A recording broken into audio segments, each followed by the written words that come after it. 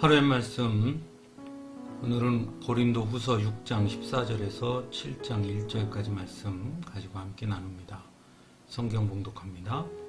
믿지 않는 사람들과 멍에를 함께 매지 마십시오. 정의와 불의가 어떻게 짝하며 빛과 어둠이 어떻게 사귈 수 있겠습니까? 그리스도와 벨리알이 어떻게 화합하며 믿는 자가 믿지 않는 자와 더불어 함께 차지할 몫이 무엇이며 하나님의 성전과 우상이 어떻게 일치하겠습니까? 우리는 살아계신 하나님의 성전입니다. 그것은 하나님께서 말씀하신 바와 같습니다. 내가 그들 가운데서 살며 그들 가운데로 다닐 것이다. 나는 그들의 하나님이 되고 그들은 내 백성이 될 것이다.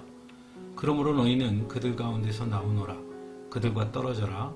부정한 것을 만지지 말아라. 나 주가 말한다. 그리하면 내가 너희를 영접할 것이다. 그리하여 나는 너희 아버지가 되고 너희는 내 자녀가 될 것이다. 나 전능한 주가 말한다.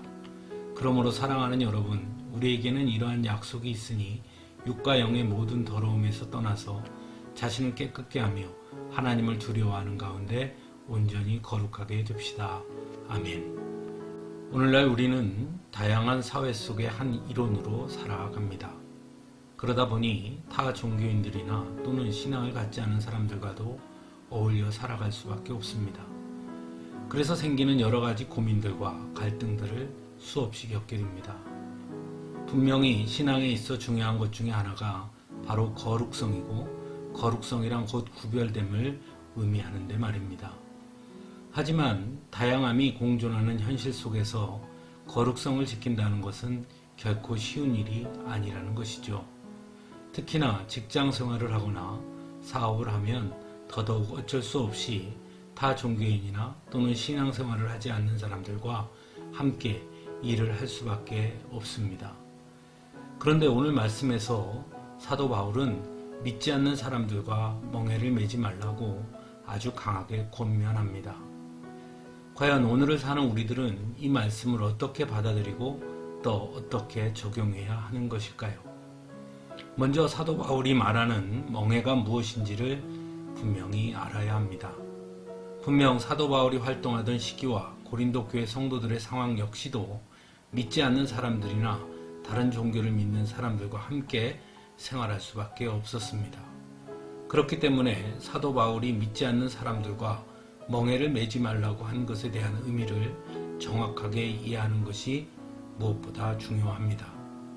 사도 바울은 믿지 않는 사람들과 멍에를 매지 말라고 하면서 그리스도와 벨리알이 어떻게 화합하며 또한 성전과 우상이 어떻게 일치하겠습니까? 라고 말합니다. 그리고 그들 가운데서 나오노라. 그들과 떨어져라. 부정한 것을 만지지 말아라. 라고 하신 하나님의 말씀을 인용하고 있습니다. 여기서 알 수 있는 것은 사도 바울이 말하는 믿지 않는 사람들과 멍에를 매지 말라는 뜻은 직접적으로 우상을 숭배하는 일에 함께하지 말라는 뜻임을 알 수 있습니다. 또한 믿는 자가 믿지 않는 자와 더불어 함께 차지할 몫이 무엇이냐고 말하는 것으로 보아 결국 이익을 위해 우상을 숭배하는 행위를 하지 말라고 말하는 것이지요.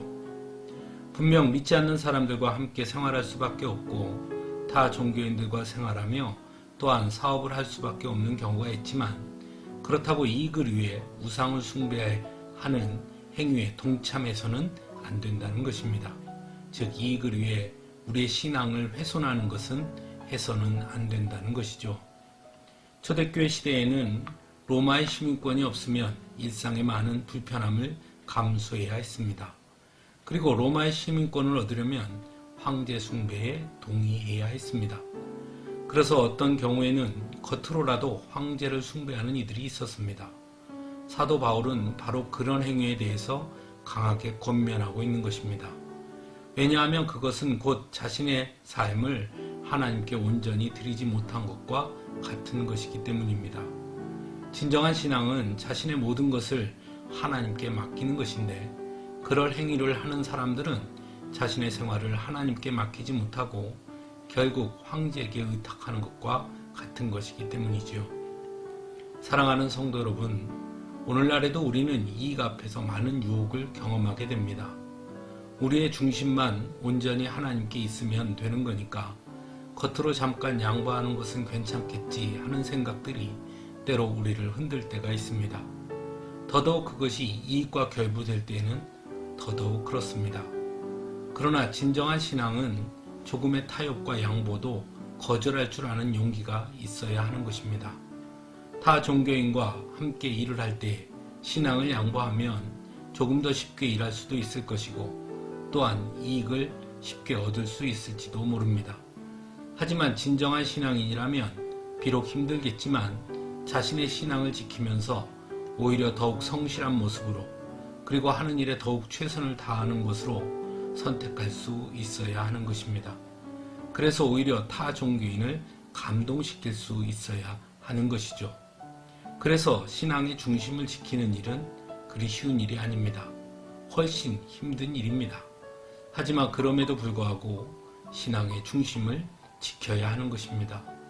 그럴 때 하나님은 우리와 함께 하시고 오늘 말씀에서 증거하듯이 전능하신 하나님께서 우리의 아버지가 되고 우리를 전능하신 하나님의 자녀로 삼으셔서 마침내 승리하실 것이기 때문입니다. 함께 기도하겠습니다.